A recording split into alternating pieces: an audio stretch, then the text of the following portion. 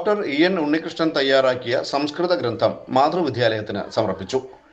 ആധുനിക വിഷയങ്ങളെയും സമകാലീന ചരിത്രങ്ങളെയും സംഭവങ്ങളെയും കോർത്തിണക്കി സംസ്കൃത പണ്ഡിതൻ ഡോക്ടർ ഇ.എൻ. ഉണ്ണികൃഷ്ണൻ തയ്യാറാക്കിയ 1000 സംസ്കൃത സുഭാഷിതങ്ങളുടെ അപൂർവമായ ബൃഹത് ഗ്രന്ഥം മാതൃവിദ്യാലയത്തിന് സമർപ്പിച്ചു. സംസ്കൃത ഭാഷയിൽ ബാലപാഠം അഭ്യസിച്ച പെരിങ്ങോട് ഹയർ സെക്കൻഡറി സ്കൂളിലാണ് ബാലസുഭാഷിത സാഹശ്രീ എന്ന ഗ്രന്ഥത്തിന്റെ സമർപ്പണവും ആസ്വാദനവും നടന്നത്.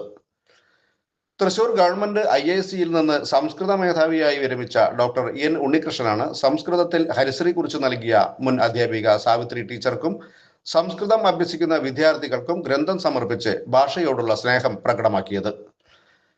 സർവീസിലിരിക്കെ ഭാഷാ പ്രചരണത്തിനായി നിരവധി ഗ്രന്ഥങ്ങളും പ്രഭാഷണങ്ങളും ഇദ്ദേഹത്തിൻ്റെതായിട്ടുണ്ട്. 7 വർഷത്തെ കഠിന ശ്രമത്തിലൂടെയാണ് ആധുനിക സുഭാഷിത ഗ്രന്ഥം ഇദ്ദേഹം രചിച്ചത്. ഇത് സംസ്കൃത ഭാഷയ്ക്ക് മുതൽക്കൂട്ടാണെന്ന് പെരിങ്ങോട് ഹൈസ്കൂളിൽ സുഭാഷിത ഗ്രന്ഥത്തെ അധികരിച്ച് നടന്ന ചർച്ചയിൽ സംസ്കൃത പണ്ഡിതനും മുൻ ഡയറ്റ് ലെക്ചററുമായ വി. വിജയൻ പറഞ്ഞു. പെരിങ്ങോട് ഹൈസ്കൂൾ പ്രധാനാധ്യാപിക വി. ശ്രീകല അധ്യക്ഷയായി. സ്കൂളിന് അപൂർവമായി ലഭിച്ച സംഭാവനയാണ് ബാലസുഭാഷിത സാഹശ്രീ എന്ന ഗ്രന്ഥമെന്ന് പ്രധാനാധ്യാപിക വി. ശ്രീകല പറഞ്ഞു.